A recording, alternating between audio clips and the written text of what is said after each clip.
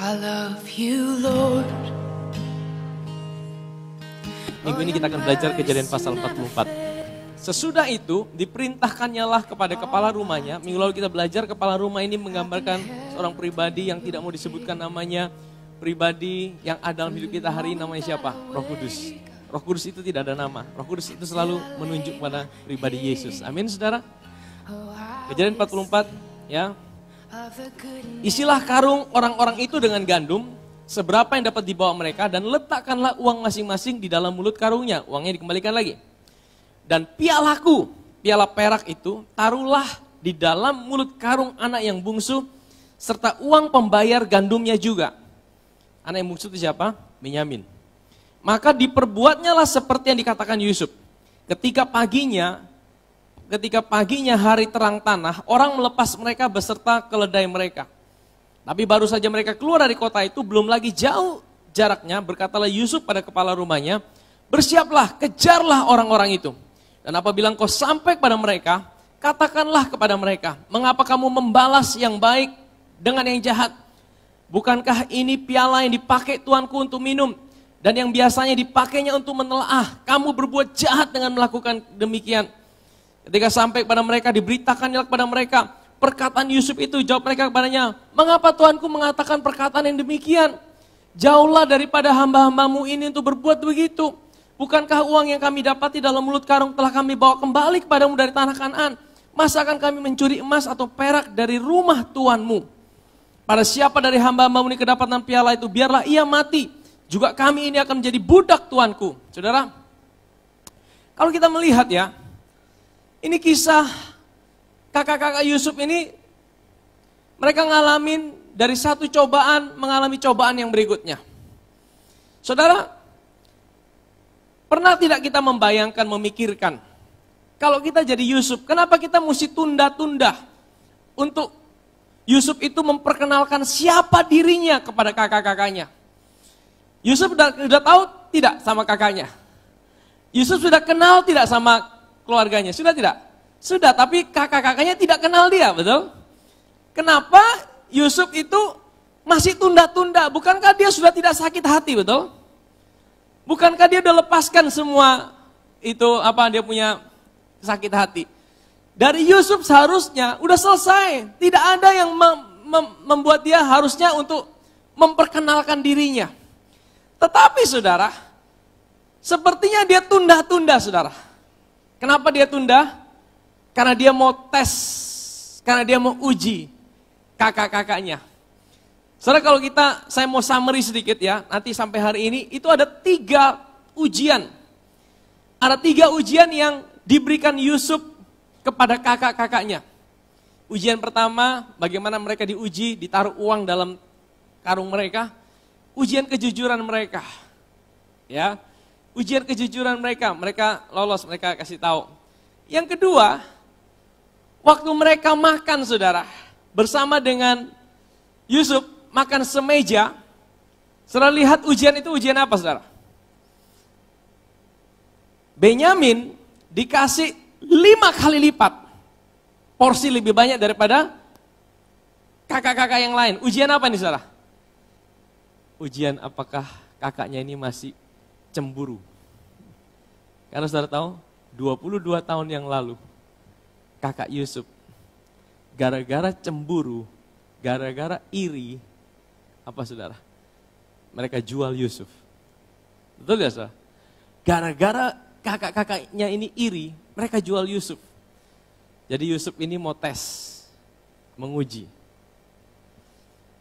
Saudara, pernahkah saudara berpikir, kenapa sih kalau kita jadi Yusuf, ya, atau saudara lihat sebagai kakak Yusuf, Tuhan lebih baik langsung perkenalkan diri Yusuf. Kalau Yusuf langsung perkenalkan diri waktu dia kenal kakak-kakaknya pertama, selesai sudah saudara. Tidak ada lagi episode-episode yang berikutnya yang kita hari-hari ini sedang pelajari. Tahukah saudara, seringkali kita juga sama Tuhan seperti itu. Seringkali kita bilang, Tuhan kenapa kok lama sekali? Ya, janjimu seperti tidak terjadi dalam kehidupanku. Tuhan kenapa, apa yang Tuhan sudah kerjakan, katanya Tuhan sudah kerjakan buat aku, tapi kenapa aku belum alami? Saudara tahu, bagi Tuhan dia sudah selesaikan semuanya. Tapi tahukah saudara, kadang dalam hidup ini, dia mau menguji hidup kita untuk mempersiapkan hati kita untuk siap ketika kita mengalami apa yang Tuhan sekerjakan itu buat kita. Amin saudara. Saya ulangi lagi. Bagi Tuhan, dia udah selesai. Dia udah selesai mengerjakan apapun yang ada dalam hidup ini. Saudara, saya seringkali bilang bahwa Tuhan itu bukan Tuhan yang waktu kita ada persoalan, baru dia sibuk mencari jawaban. Dia Tuhan yang sudah menyediakan jawaban, bahkan sebelum kita mengalami persoalan. Tetapi seringkali waktu kita mengalami persoalan, atau kita mengalami masalah, seringkali seperti terjadi sebuah penundaan. Ada sebuah delay, ada sebuah penundaan. Seperti kakak Yusuf ini.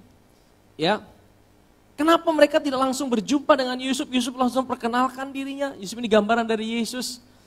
Kenapa dia seperti menutup diri, seperti dibuat supaya tidak dikenal, seperti supaya mereka tidak kenal. Saudara tahu, ada ujian-ujian yang Tuhan taruh di dalam kehidupan kakak-kakak Yusuf. Yusuf menguji kakak-kakaknya. Saudara percaya bahwa Tuhan kita juga Tuhan yang suka menguji kita? Percaya tidak saudara? Kalau iblis, dia mencobai kita untuk menjatuhkan hidup kita.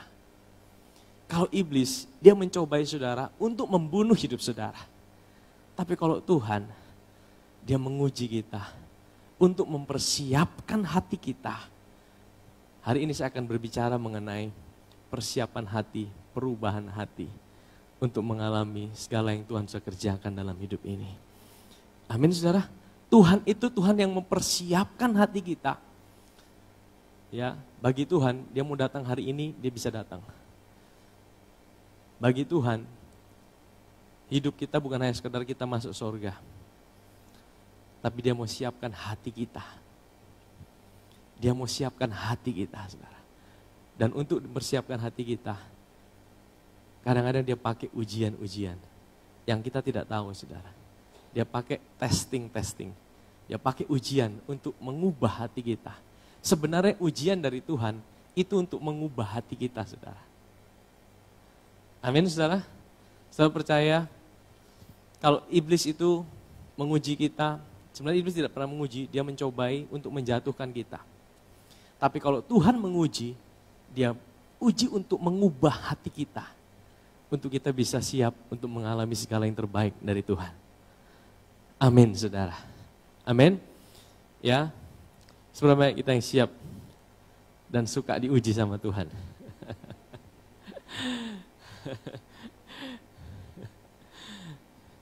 Aduh, susah sekali angkat tangan Tuhan. Saya tidak mau diuji, saya maunya cepat instan Tuhan. Kalau Tuhan udah bilang apa pokoknya saya mau langsung Tuhan. Kadang-kadang Tuhan uji kita supaya Tuhan mau siapkan hati kita, saudara. Betul? Siapkan hati kita supaya kita tahu kita mengalami itu. Kita siap untuk ngalamin apa yang Tuhan sudah kerjakan. Kadang Tuhan buat sesuatu yang delay, penundaan melalui ujian-ujian yang ada. Amin, saudara. Nah, kita akan lihat ini ujian yang terakhir yang diberikan sama Yusuf. Ya, Yusuf kenal, Yusuf tahu saudara-saudaranya, Yusuf tahu hati saudara-saudaranya. Tapi dia mau uji, apakah saudara-saudaranya ada ngalamin perubahan. Nah, saya percaya ujian yang Tuhan berikan dalam hidup kita, tujuan adalah mengubah hati kita, saudara. Mengubah hati kita. Next, kita baca terus, saudara ya. Ujian yang ketiga, ini adalah ujian, nanti kita akan lihat bagaimana Yusuf itu menguji saudara-saudaranya hati mereka terhadap bapak mereka. Ya, terhadap Yakub. Nah, kita baca tadi sampai ayat berapa, saudara? Ayat yang ke-11. Ayat 10 ya, 10 ya. Sesudah itu berkatalah ia, ya usulmu itu baik, tetapi pada siapa kedapatan piala itu hanya dialah yang akan menjadi budakku. Dan kamu yang lain itu akan bebas dari salah. Lalu segeralah mereka masing-masing menurunkan karungnya ke tanah. Dan masing-masing membuka karungnya. Dan kepala rumah itu memeriksanya dengan teliti. Ia mulai dengan yang sulung sampai kepada yang bungsu. Saat ini seperti sebuah settingan gitu ya. Jebakan, saudara. Ini lebih daripada drama Korea, saudara-saudara. Ya, ini seperti sebuah jebakan, saudara. Mereka tidak tahu semua. Dan kepala rumah itu memeriksa dan teliti yang mulai dari sulung sampai ke bungsu, maka kedapatlah piala itu ke dalam karung Benyamin. Lalu mereka mengoyakkan apa? Jubahnya, dan masing-masing memuati keledainya, dan mereka kembali ke kota. Saudara-saudara Yusuf yang mereka lakukan ketika mereka tahu bahwa piala itu ada di dalam karungnya Benyamin, apa yang mereka lakukan? Mereka mengoyakkan jubahnya. Kenapa mereka mengoyakkan jubahnya? Mengoyakkan jubah itu tanda orang sedang berkabung. Ya, kalau saudara baca dalam firman Tuhan, Ayub mengoyakkan jubahnya. Dia pakai kepala dengan abu, itu dia sedang berkabung, sedih sekali. Saudara, kenapa saudara-saudara Yusuf sedih? Sudah ada perubahan dalam hati mereka. Saudara ingat 20 tahun yang lalu sebelum kisah ini, waktu Yusuf dijual, ya, mereka bawa apa? Jubah, tunjukkan sama papa mereka. Mereka bilang, anakmu dimakan binatang buas. Yakub langsung merobek jubahnya. Yakub sedih, berkabung.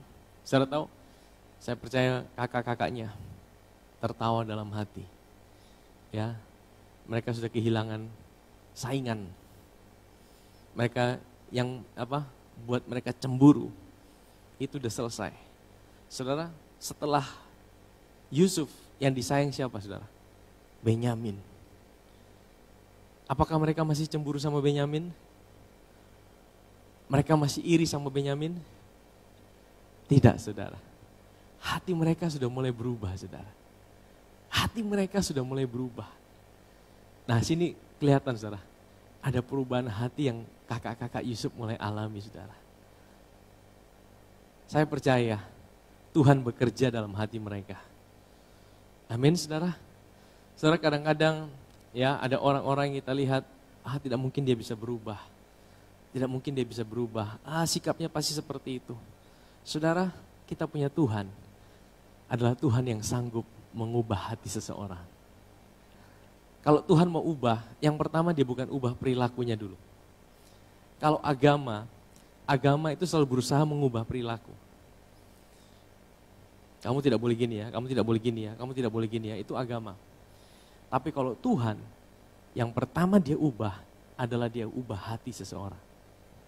Waktu hatinya berubah, maka perilakunya akan berubah. Saya percaya 20 tahun, saudara. 20 tahun kakak-kakak Yusuf ini.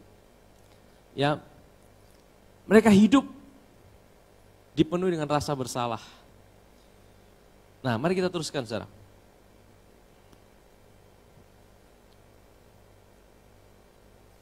Ayat yang 13 tadi ya.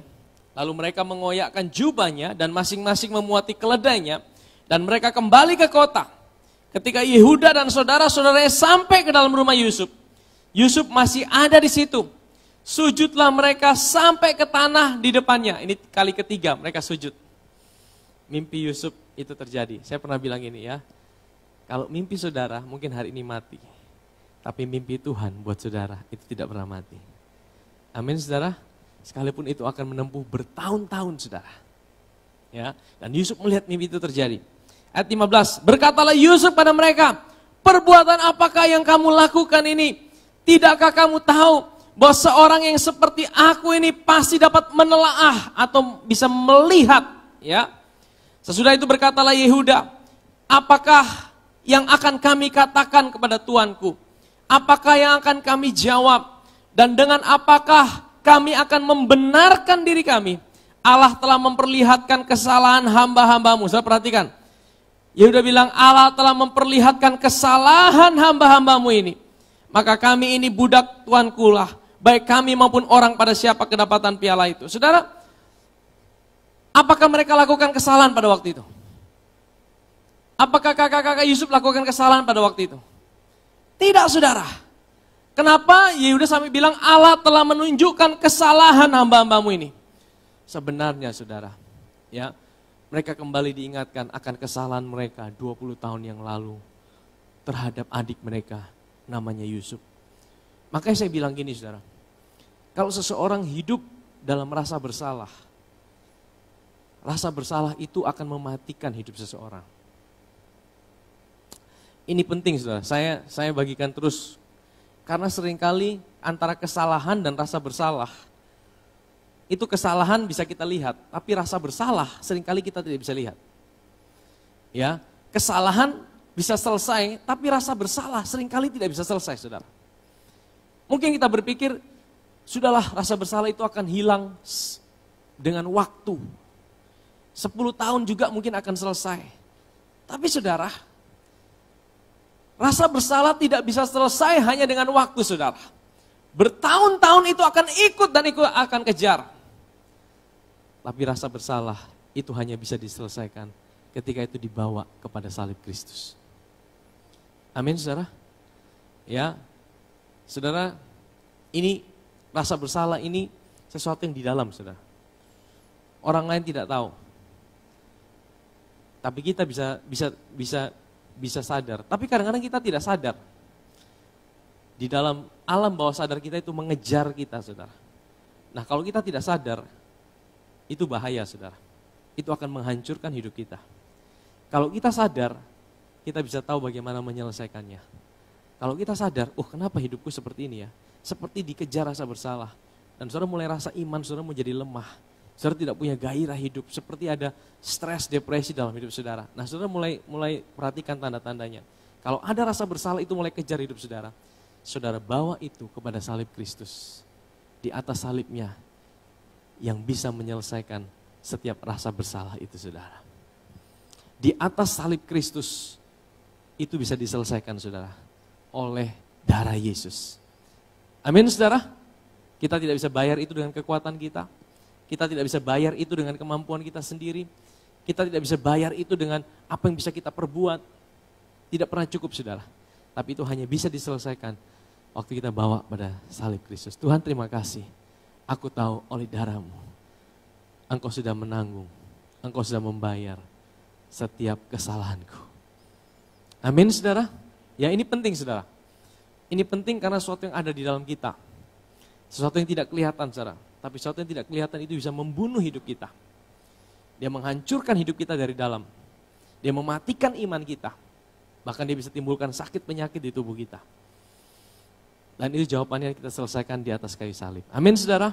Di atas karya Kristus yang Tuhan kerjakan buat kita. Ya. Next. Tetapi saudara-saudaranya ini mereka, Yusuf lihat, mereka tahu mereka salah. Mereka tahu mereka salah. Rasa bersalah itu perlu untuk kita tahu kita salah sebenarnya. Tapi kita tidak boleh hidup dalam rasa bersalah. Amin saudara. Kadang-kadang kita tidak tahu bahwa kita salah. Nah perlu dikasih tahu, kamu salah ini. Nah itu yang kasih tahu kita. Nah setelah itu kita bawa sama Tuhan. Next. Ayat berikutnya saudara, ayat 17. Tetapi jawabnya, jauhlah daripadaku untuk berbuat demikian. Pada siapa kedapatan piala itu, dialah yang akan menjadi budakku. Ini kata Yusuf pada mereka. Oh tidak, saya tidak akan semuanya jadi budak. Hanya siapa yang kedapatan piala itu, dia yang jadi budakku. Tapi kamu ini, pergilah kembali dengan selamat kepada ayahmu. Ayat 18, saudara perhatikan. Mulai ayat 18 ini adalah satu ayat pembelaan Yehuda. Ini ayat ini saudara, ini bagian ini adalah ada ahli-ahli Alkitab, bapak-bapak gereja menafsirkan ini salah satu pembelaan yang terbaik yang pernah ada di dalam Alkitab saudara. Yang apa yang dikatakan oleh Yehuda. Luar biasa saudara, mari kita baca. Lalu tampillah Yehuda mendekatinya dan berkata, mohon bicara Tuanku, izinkanlah kiranya hambamu ini mengucapkan sepatah kata kepada Tuanku. Dan janganlah kiranya bangkit amarahmu terhadap hambamu ini. Sebab Tuanku adalah seperti Firaun sendiri. Tuanku telah bertanya kepada hamba-hambanya ini, masih adakah ayah atau saudara kamu? Dan kami menjawab Tuanku, kami masih punya ayah yang tua. Dan masih ada anaknya yang muda, yang lahir pada masa tuanya. Kakaknya siapa? Yusuf. Bagi Yakub, Yusuf sudah mati. Ya, bagi kakak-kakaknya juga. Nah, ini perkataan daripada Yakub, Saudara. Kakaknya tahu dia hilang di mana, tapi tidak tahu bahwa dia sedang bicara dengan Yusuf. Hanya dia sendirilah yang tinggal dari mereka seibu. Sebab itu ayahnya sangat mengasihi dia. Lalu Tuanku berkata kepada hamba-hambamu ini, bawalah dia kemari kepadaku, supaya mataku memandang dia. Tapi jawab kami kepada Tuanku, anak itu tidak dapat meninggalkan ayahnya. Sebab jika ia meninggalkan ayahnya, tentulah ayah ini mati. Kemudian Tuanku berkata kepada hamba-hambamu ini, jika adikmu yang bungsu itu tidak datang kemari bersama-sama dengan kamu, kamu tidak boleh melihat mukaku lagi. Setelah kami kembali kepada hambamu, ayahku, maka kami memberitahukan kepadanya perkataan Tuanku itu. Kemudian ayah kami berkata, kembalilah kamu membeli sedikit bahan makanan bagi kita. Tapi jawab kami tidak dapat pergi ke sana. Jika adik kami yang bungsu bersama-sama dengan kami, barulah kami akan pergi ke sana. Sebab kami tidak boleh melihat muka orang itu, apabila adik kami yang bungsu tidak bersama-sama dengan kami. Ayat 27, saudara perhatikan ini. Kemudian berkatalah hambamu ayahku kepada kami, kamu tahu bahwa istriku telah melahirkan 2 orang anak bagiku. Saudara tahu istri Yakub ada berapa? Ada 4. Tapi kenapa dikatakan istriku telah melahirkan 2 orang anak bagiku? Kenapa saudara? Karena bagi Yakub, anaknya dia itu cuma 2. Bukan berarti anaknya cuma 2. Anaknya dia ada berapa? 12. Tapi yang berarti di mata Yakub cuma 2. Satu siapa? Yusuf. Sudah di Mesir, mereka tidak tahu. Dipikir sudah mati. Tinggal satu siapa? Benyamin. Itu saja yang berarti buat Yakub.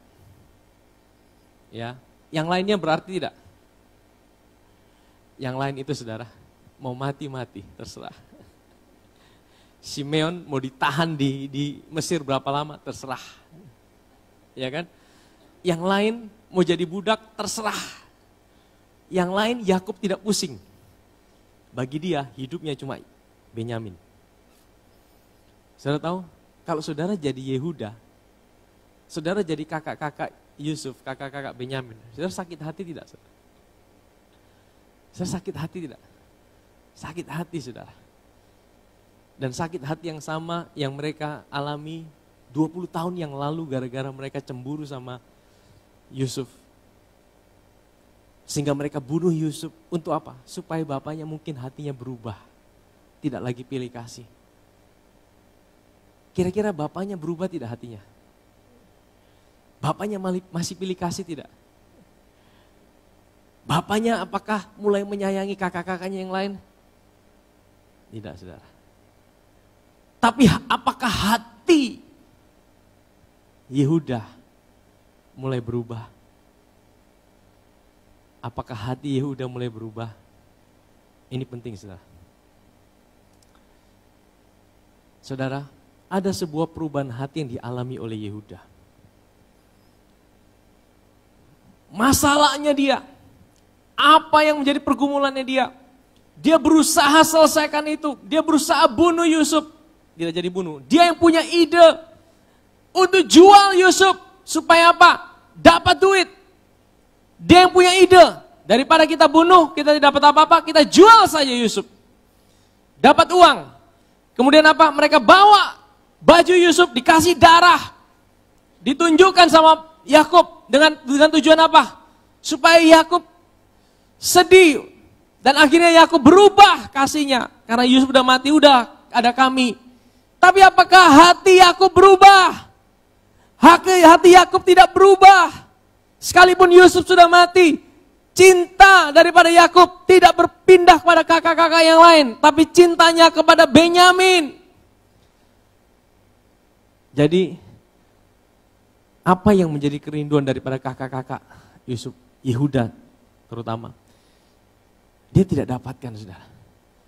Dia tidak dapatkan kasih sayang bapaknya. Dia tetap ditolak. Dia tetap tidak dianggap. Dia tetap tidak dihargai. Tetapi yang berubah adalah hati Yehuda terhadap situasinya. Saudara, Seringkali saya bilang, Tuhan itu seringkali tidak tertarik merubah masalahmu terlebih dahulu. Tuhan tidak tertarik menjawab persoalan yang ada di luar hidupmu. Tapi Tuhan tertarik untuk merubah hatimu terhadap persoalanmu. Tuhan tidak tertarik untuk menyelesaikan apa yang ada di luarmu terlebih dahulu. Bukan berarti tidak berarti buat dia. Bukan berarti tidak berarti buat dia. Ya, sama seperti Yehuda dan saudara-saudaranya. Apa yang mereka gumuli, apa yang mereka rindukan, itu tidak mereka dapatkan. Tapi perlahan-lahan Tuhan mengubah hati mereka. Sekalipun mereka belum dapatkan jawaban. Sekalipun mereka belum dapatkan seperti apa yang mereka inginkan. Hati mereka berubah terhadap situasi mereka. Amin, saudara.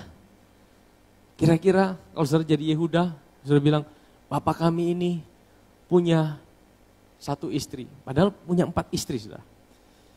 Anaknya cuma 2, padahal kita semua anaknya. Dia mau akui. Ya, dia tidak menyangkal situasinya. Dia tidak menyangkal keadaannya. Dia tidak, saya tidak mengalami hal buruk kok. Saya tidak mengalami persoalan kok. Kadang-kadang kita suka bilang, kamu baik-baik, saya baik-baik. Padahal kita tidak sedang baik-baik. Masalah kita sedang banyak. Tapi kita bilang, tidak bang. Tapi Yehuda, dia bilang, kami tahu Tuhan. Kami tahu Tuanku. Bapak kami ini punya seorang istri. Istri yang dikasihi dan 2 orang anak yang dicintai. Dengan kata dia bilang, kami ini sebenarnya tidak dicintai. Kami sebenarnya tidak dikasihi. Kami ini udah puluhan tahun kami berusaha dapat kasih Bapak kami tidak dapatkan. Saya tahu, tapi ada sebuah perubahan hati dari pertama 20 tahun yang lalu, waktu mereka ngalamin itu, dengan kejadian 20 tahun kemudian, hati mereka mulai berubah. Siapa yang mengubah hati mereka? Tuhan, saudara. Amin, saudara. Saudara percaya Tuhan bisa ubah hati saudara. Saudara percaya Tuhan bisa ubah cara pandangmu terhadap persoalanmu. Sekalipun persoalanmu belum selesai, sekalipun masalahmu belum terjawab, tapi Tuhan bisa ubah hatimu terhadap apa yang sedang kau hadapi hari ini. Waktu Tuhan bisa ubah hati saudara, maka itu akan mengubah apa yang ada di luar hidupmu. Amin, saudara. Saya sering kali bilang gini, Tuhan tidak tertarik menyelesaikan badai yang ada di luarmu terlebih dahulu. Tapi dia lebih tertarik menyelesaikan badai yang ada dalam hatimu. Amin, saudara. Ya, karena waktu badai dalam hatimu, dia bisa redakan, maka itu akan meredakan badai yang ada di luar kehidupan. Masalah belum selesai, persoalannya masih sama, penolakannya masih sama, dia masih disakiti, dia masih ditolak, dia masih tidak diterima. Tapi hatinya terhadap masalah yang sama itu sudah mulai berubah. Amin, saudara. Ketika hati kita diubah sama Tuhan, maka cara pandang kita terhadap situasi kita mulai berubah. Ketika cara pandang kita terhadap situasi kita mulai berubah, maka kehidupan kita mulai berubah. Amin, saudara. Doa, saya juga sering kali bilang gini, doa itu bukan ubah hati Tuhan terhadap kita. Jangan pernah berdoa, Tuhan kasihanilah aku. Tuhan sayangi aku. Seolah-olah kita merasa bahwa kasih Tuhan itu kurang sama kita. Doa kita tidak pernah merubah hati Tuhan terhadap kita. Doa kita mengubah hati kita untuk kita bisa memahami apa yang Dia mau buat kita. Amin, saudara. Makanya melalui proses perjalanan, ujian yang ada, sebenarnya itu proses Tuhan untuk mengubah hati kita. Tuhan mempersiapkan hati kita. Tuhan sedang mengubah hati kita. Amin, saudara. Sebenarnya kita mau suka mengalami ujian dari Tuhan. Wah, sedikit ya. Saudara, kalau kita diuji, enjoy, nikmati ujian itu. Karena apa? Kalau Tuhan menguji kita, Dia mau ubah kita, hati kita, untuk persiapkan kita, untuk mengalami apa yang Dia sekerjakan buat kita. Amin, saudara, supaya kita siap. Ya, supaya kita siap. Nah, kita lihat ada sebuah perubahan yang dialami oleh kakak-kakak daripada Yusuf. Mari kita teruskan saudara. Ayat berapa tadi? Ayat 27, kemudian berkatalah hambamu, ayahku kepada kami, kamu tahu bahwa istriku telah melahirkan 2 orang anak bagiku. Nah, keluarga Yakub ini keluarga berantakan, saudara. Bukan keluarga teladan. Istri 4 saling baku sikut satu dengan yang lainnya, saling menjatuhkan satu dengan yang lainnya, saling punya rencana yang buruk, saudara. Ini bukan keluarga yang bagus, bahkan ini keluarga yang hancur-hancuran, saudara. Ya, ini Yehuda juga, saudara tahu. Nah, kita baca dulu saya. Yang seorang telah pergi daripadaku dan aku telah berkata, tentulah ia diterkam oleh binatang buas. Nah, saudara ketahuan ini. Jadi Yusuf itu selama ini mungkin dia tidak tahu bagaimana kakak-kakaknya cerita sama papanya. Oh, ternyata baru ketahuan. Kalian kasih tahu sama papa, saya diterkam binatang buas ya. Oh, kamu tidak tahu, saya ada di depan kamu ini. Dan sampai sekarang aku tidak melihat dia kembali. Jika anak ini kamu ambil pula daripadaku dan ia ditimpa kecelakaan, maka tentulah kamu akan menyebabkan aku yang ubanan ini turun ke dunia orang mati karena nasib celaka. Saudara bayangkan, saudara. Simeon di penjara jadi budak, Yakub tidak peduli. Yang lain-lain mengalami masalah, Yakub tidak peduli. Hanya Benyamin, saudara. Kalau saudara jadi kakak-kakak daripada Yusuf, saudara mungkin sakit hati, saudara. Bapa tidak berubah-berubah ini. Dia tetap pilih kasih. Dia tetap tidak sayang sama kita. Saudara mungkin hari ini, ya, mungkin engkau pernah disakiti. Mungkin engkau pernah dikhianati. Mungkin engkau pernah dikecewakan. Dan engkau berdoa, Tuhan ubah hatinya. Tuhan ubah hatinya. Ternyata Tuhan tidak ubah hatinya. Hatinya tidak berubah sama hidup. Hatinya tidak berubah sama hidup saudara. Artinya apa, saudara? Saudara mesti minta, Tuhan rubah hatiku, Tuhan. Amin, saudara. Yakub tidak berubah cintanya sama yang lain. Tapi kakak-kakaknya, hati mereka mulai diubah. Hati mereka mulai bisa lihat, sekalipun aku tidak dikasihi, sekalipun aku tidak dicintai, aku tetap memilih untuk mengasihi. Ayat yang ke-30.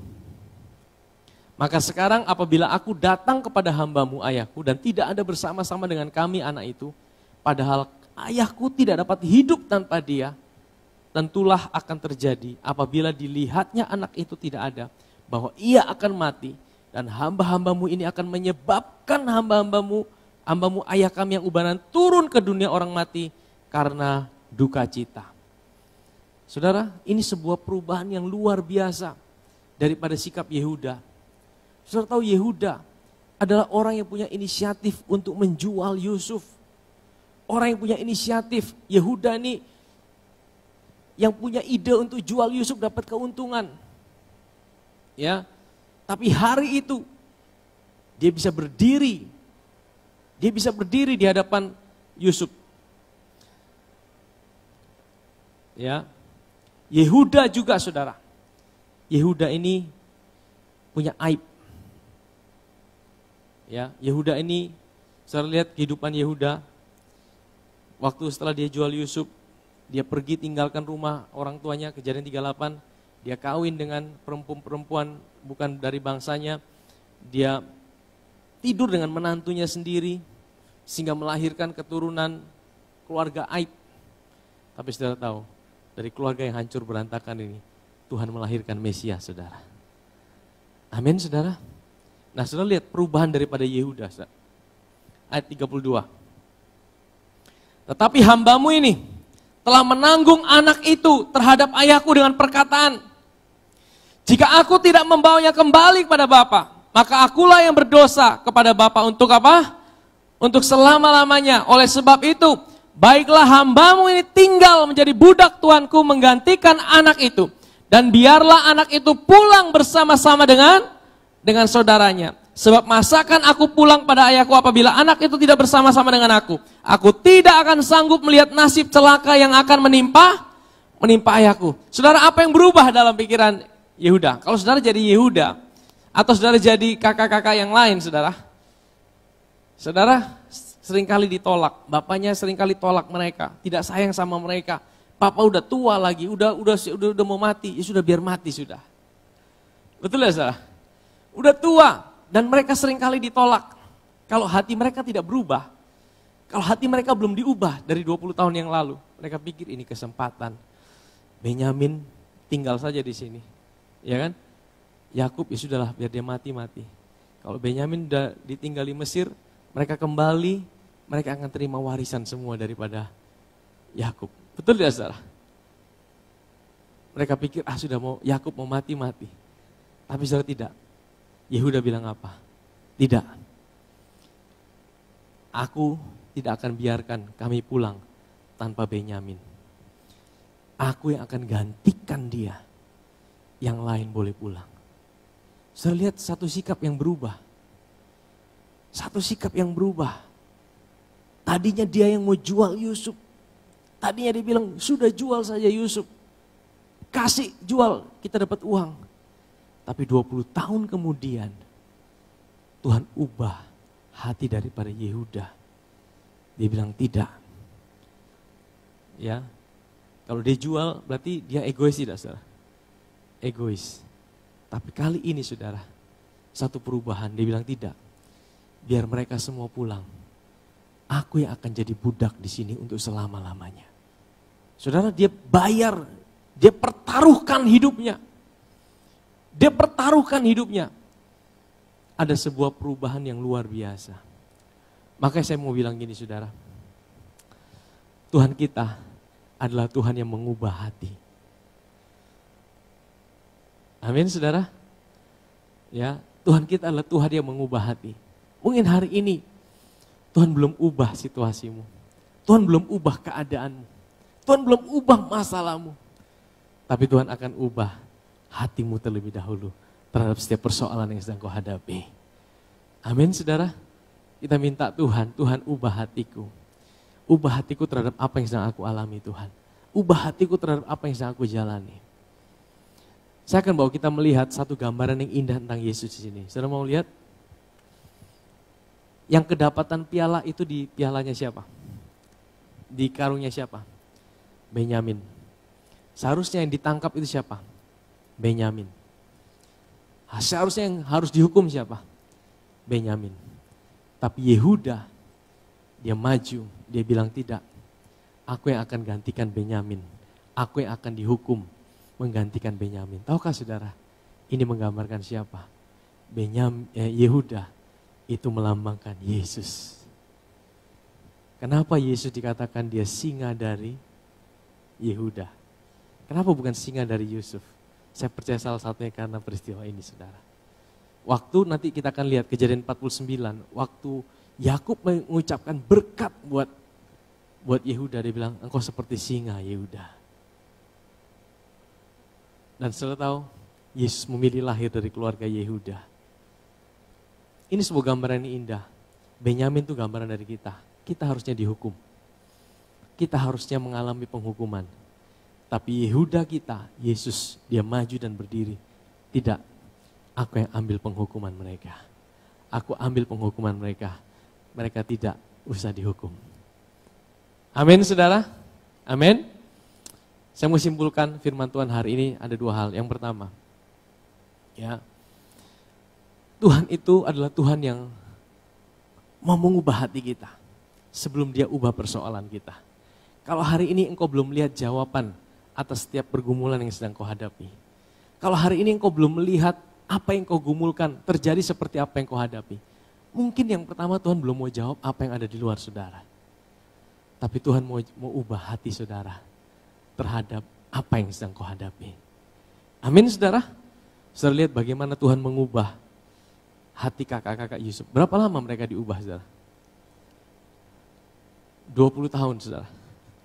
Saudara kita punya pergumulan 20 tahun belum dijawab sama Tuhan. Jangan-jangan Tuhan lebih tertarik pertama diubah hati kita terlebih dahulu. Bukan berarti Tuhan tidak peduli dengan apa yang ada di luar saudara. Bukan berarti dia tidak peduli dengan apa yang sedang kau hadapi. Tapi dia mau ubah hati kita terhadap persoalan kita. Amin saudara.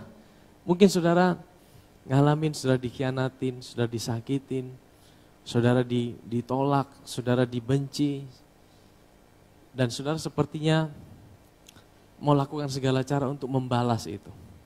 Tapi apa yang saudara lakukan, itu tidak pernah bisa menyelesaikan persoalanmu. Jangan-jangan Tuhan tidak mau engkau seperti mereka, kakak-kakak Yusuf. Bunuh Yusuf untuk supaya dapat kasih daripada bapaknya. Engkau berusaha mungkin dapatkan kasih daripada bapak dengan engkau bunuh Yusuf. Tapi situasimu tidak berubah. Keadaanmu tidak berubah. Engkau sepertinya situasimu sama. Sama seperti kakak-kakak Yusuf. Mereka tetap tidak dicintai. Mereka tetap dianggap kamu tidak berharga. Kamu tetap, sudahlah. Kamu seperti ditolak. Kalau hari ini kita ngalamin seperti itu, saudara, percayalah, Tuhan kita adalah Tuhan yang mau mengubah hati kita. Amin, saudara. Saya tutup dengan satu ayat 2 Korintus pasal yang ketiga, ayat yang ke-18. 2 Korintus pasal 3. Dan kita semua mencerminkan kemuliaan Tuhan dengan muka yang tidak berselubung. Dan karena kemuliaan itu datangnya dari Tuhan yang adalah roh, maka kita diubah, katakan diubah. Nah, diubah itu berarti butuh pihak ketiga. Kalau saudara mengubah diri saudara, itu mengubah dengan kekuatanmu. Tapi kalau engkau diubah, artinya engkau butuh pribadi yang ketiga untuk mengubah hidup saudara. Amin, saudara. Kita diubah menjadi serupa dengan gambarnya dalam kemuliaan yang semakin besar. Nah, ini cara Tuhan. Tadi saya bilang, Tuhan itu kalau ubah kita, yang pertama dia bukan ubah luar kita. Agama selalu berusaha mengubah luar kita. Tapi kalau Tuhan mengubah, yang dia ubah adalah dalam kita terlebih dahulu. Hati kita terlebih dahulu. Kalau hati seorang diubah sama Tuhan, maka yang di luarnya akan mengikuti saudara. Ya, makanya saya berdoa siang hari ini, kalau saudara sedang bergumul tentang sesuatu untuk bertahun-tahun, dan seperti situasimu tidak berubah, keadaanmu tidak berubah, minta Tuhan, jangan-jangan Tuhan mau ubah hatimu terlebih dahulu. Tuhan mau ubah apa yang ada dalam hatimu. Amin, saudara. Ubah hati kita, supaya kita bisa melihat apa yang Tuhan mau dalam kehidupan kita. Amin, saudara.